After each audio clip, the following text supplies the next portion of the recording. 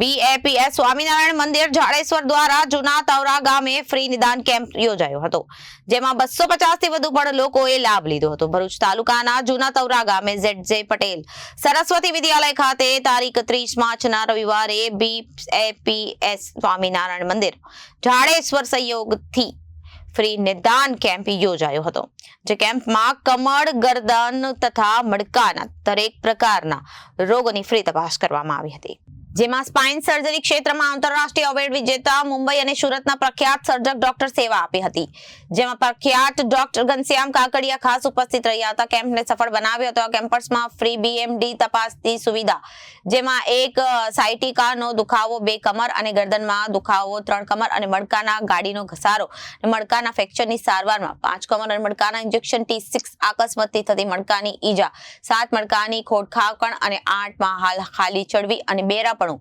9 ઉંમરને કારણે આ મણકાના ફ્રેક્ચર અને 10 મણકાના સ્નાયુઓ દરેક પ્રકારની સારવાર ની મફત તપાસ કરવામાં આવી હતી। આ કેમ્પસમાં 18 વર્ષ સુધીના બાળકોને તદ્દન ફ્રી ઓપરેશન પણ જરૂરિયાત દર્દીઓને આવનાર દિવસોમાં કરવામાં આવશે।